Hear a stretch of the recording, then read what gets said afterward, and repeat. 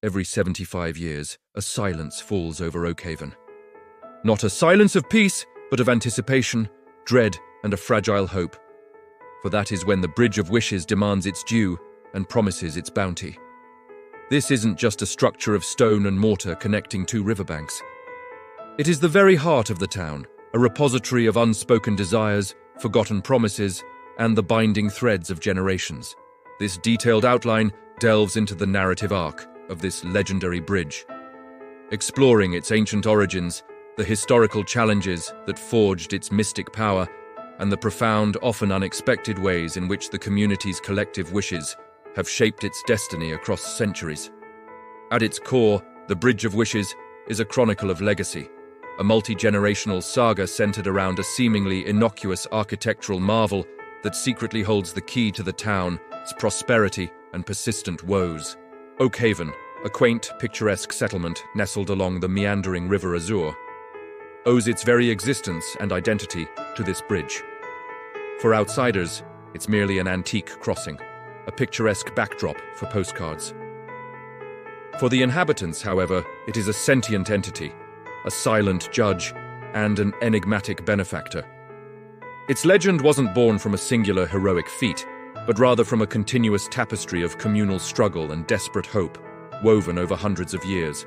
The bridge's legendary status stems from the fact that its very existence is intertwined with the town's survival through several cataclysmic events, each time seemingly intervening or responding to the fervent pleas of its people, thereby elevating it from mere infrastructure to a revered, almost divine monument. These interventions were never straightforward blessings. They were always imbued with a subtle, often delayed cost or consequence, fostering a deep-seated reverence tinged with apprehension.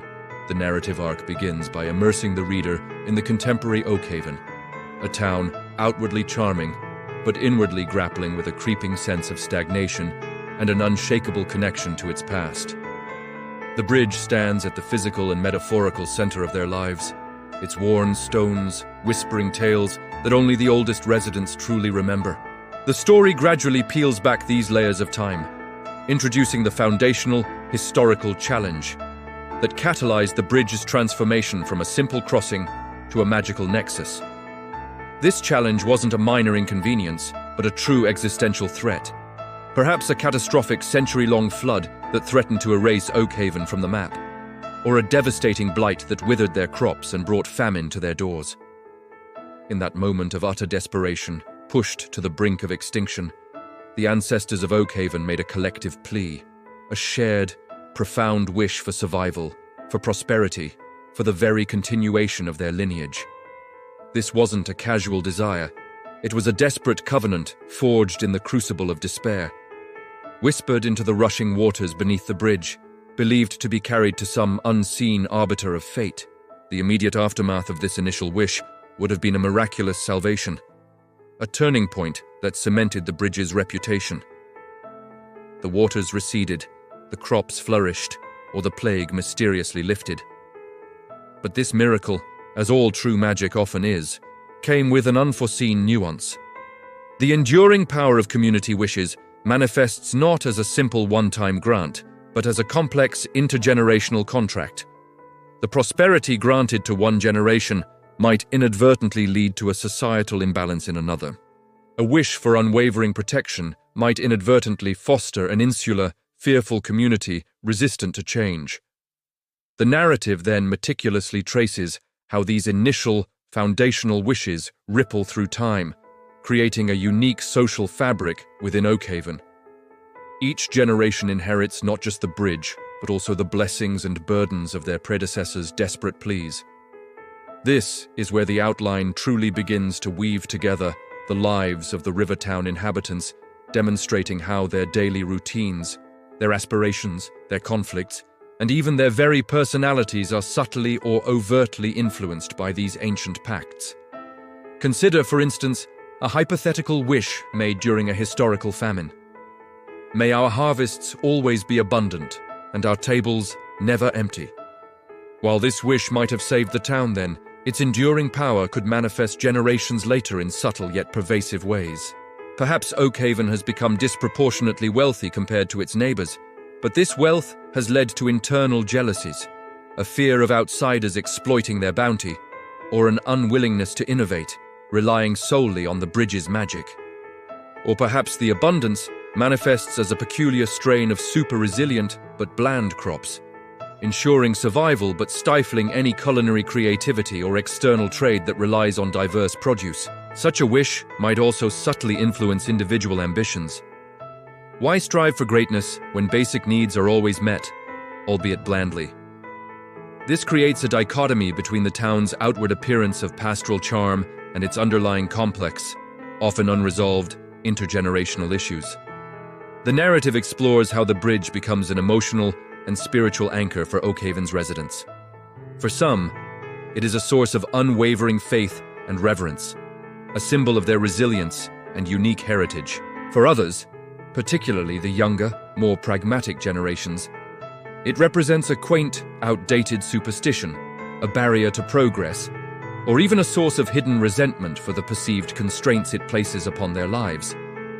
We meet characters who are fervent believers, those who are skeptical cynics, and those who are burdened by the weight of their family's past interactions with the bridge.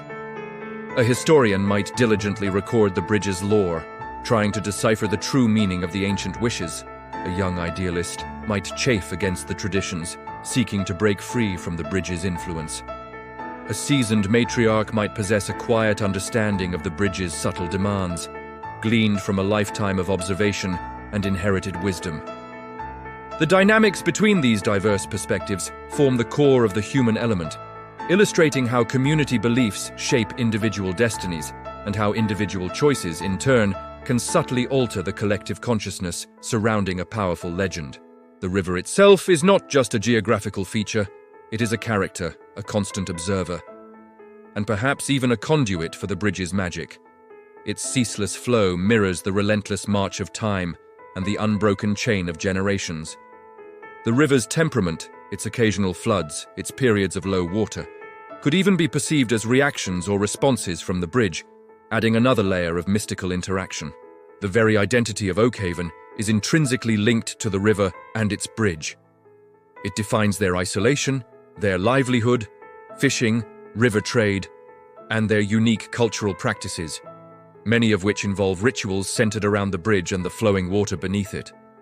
The town's architecture, its festivals, its superstitions, its very calendar might be shaped by the bridge's cyclical demands or its historically significant dates. Ultimately, this overview sets the stage for a story that isn't just about magic, but about memory, identity, and the intricate web of cause and effect that links past decisions to present realities.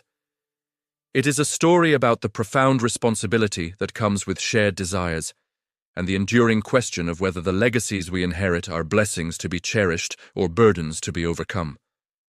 The narrative arc will culminate in a modern-day crisis that forces Oakhaven to confront the full implications of its ancient contract with the Bridge of Wishes, pushing the current generation to decide whether to uphold the traditions, break free, or seek a new understanding of the forces that have shaped their home for centuries.